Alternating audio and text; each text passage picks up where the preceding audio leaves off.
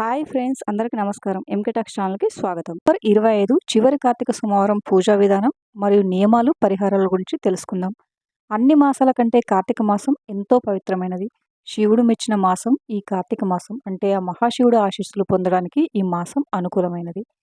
కార్తీక మాసంలో వచ్చే ప్రతి సోమవారానికి చాలా విశేషత ఉంటుంది. అయితే నవంబర్ 25వ తేదీన చివరి కార్తీక సోమవారం వచ్చింది. అన్ని సోమవారాల్లో చివరి కార్తీక సోమవారం చాలా ముఖ్యమైనది. చివరి కార్తీక సోమవారం చేసే పూజల వల్ల జీవితంలో ఉన్న కష్టాలన్నీ తొలగిపోతాయి. త్వరలో కార్తీక మాసం ముగుస్తుంది. కావున మళ్ళీ సంవత్సరం వరకు ఈ రోజు రాదు కాబట్టి సోమవారం రోజు తప్పకుండా శివ పూజ చేసుకోండి. కార్తీక మాసం నెల రోజులు చేసే పూజలు ఒకెత్తు అయితే చివరి కార్తీక సోమవారం చేసే పూజలు మరొకెత్తు. కాబట్టి ఈ నెల నవంబర్ 25వ తేదీన చివరి కార్తీక సోమవారం నాడు శివుడిని ఎలా పూజించాలి, ఎలాంటి నియమాలు పాటించాలో అన్ని విషయాల గురించి ఈ వీడియోలో మనం ఇప్పుడు తెలుసుకుందాం. ఈ చివరి కార్తీక సోమవారం రోజున తెల్లవారుజామున నిద్రలేచి చన్నీటి స్నానం చేసి బ్రహ్మ ముహూర్తంలో ఇంట్లో పూజ చేసుకోవాలి. కొబ్బరికాయలు త్రిమూర్తులు నివసిస్తారు అంటారు కాబట్టి ఈ చివరి కార్తీక సోమవారం నాడు ప్రతి ఒక్కరు ఖచ్చితంగా నారికేల దీపం వెలిగించాలి.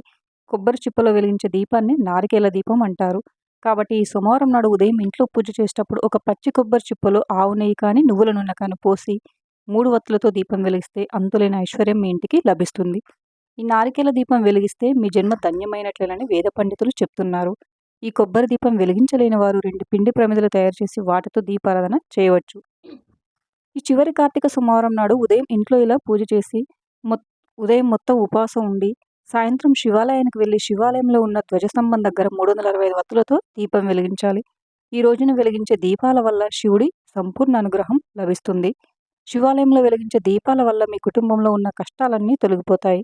అనంతమైన ఐశ్వర్యం కలుగుతుంది. అలాగే శివుడికి అత్యంత ప్రీతికరమైన వాటిలో విభూది ఒకటి. కాబట్టి ఈ కార్తీక సోమవారం నాడు ఎవరైతే విభూదిని పెట్టుకుంటారో అలాంటి వారిని ఆ పరమేశ్వరుడు అనుక్షణం కాపాడుతూ ఉంటాడంట. మరీ ముఖ్యంగా ఈ చివరి కార్తీక సోమవారం నాడు సాయంత్రం సమయంలో మీ ఇంటి గుమ్మం ముందు 2 మట్టి దీపాలు వెలిగించాలి. ఈ పవిత్రమైన కార్తీక సోమవారం నాడు నంది కొమ్మల మధ్య నుండి ఆ శివయ్యను దర్శించుకున్న వారికి సర్వపాపాలు తొలగిపోయి జన్మజన్మల అదృష్టాన్ని పొందవచ్చు. ముఖ్యంగా ఈ కార్తీక సోమవారం నాడు శివుడికి బిల్వపత్రాలు సమర్పిస్తే ఆ శివయ్య సంతోషించి మీరు ఏది కోరుకున్నా సరే అది ఖచ్చితంగా నెరవేరుతుంది.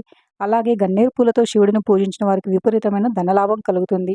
ఈ కార్తీక మాసంలో శివుడిని ఎన్ని పూజలు చేసినా శివలింగానికి అభిషేకం చేయకపోతే మీరు చేసే పూజలకి ఫలితం ఉండదు. కాబట్టి ఈ కార్తీక మాసంలో ఒక్కసారైనా సరే శివలింగం మీద చెంబు నీళ్లు పోసి శివుడికి నమస్కారం చేసుకుంటే ఆ పరమేశ్వరుడు ఎంతో సంతోషిస్తాడు.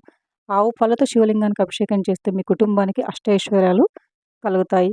మీ సొంతింటి కల త్వరగా నెరవేరాలన్నా, ఏదైనా ఒక భూమిని కొనాలన్నా గరికెను నీటిలో వేసి ఆ నీటితో శివలింగానికి అభిషేకం చేస్తే మీ సొంతింటి కల త్వరగా నెరవేరుతుంది. ఈ చివరి కార్తీక సోమవారం నాడు ఆ పరమేశ్వరుడు ముక్కోటి దేవతలతో కలిసి శివాలయంలో దర్శనమిస్తాడు.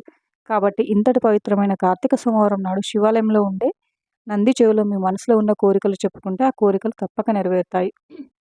అన్నిటికన్నా ముఖ్యంగా తులసి కోట దగ్గర నెయ్యి దీపం వెలిగించి తులసి చెట్టు చుట్టూ 5 ప్రదక్షిణలు చేస్తే ముక్కోటి దేవతల ఆశీర్వాదం లభిస్తుంది.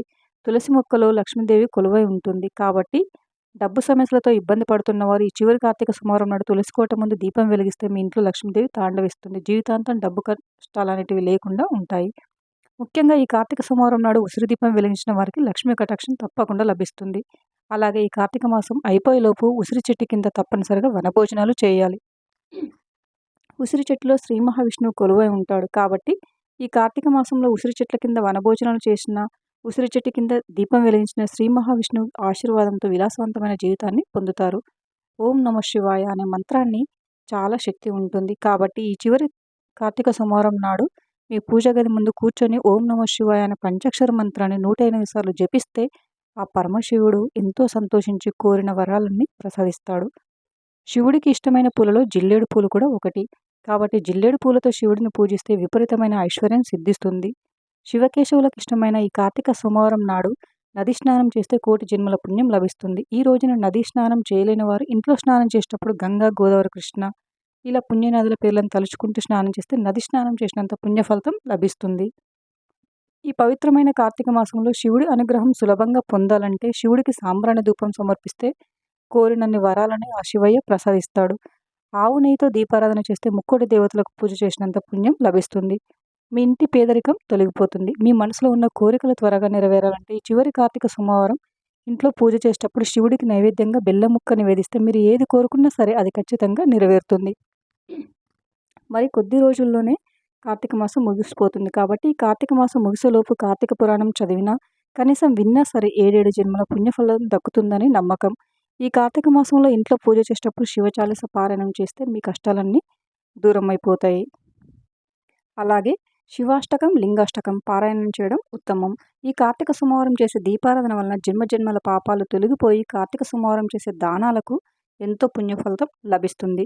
Thank you for watching friends. ఈ వీడియో కనుక మీకు నచ్చినట్లయితే వీడియోని లైక్ చేసి మరిన్ని వీడియోస్ కోసం మా ఛానల్ని సబ్స్క్రైబ్ చేసుకోండి. Thank you.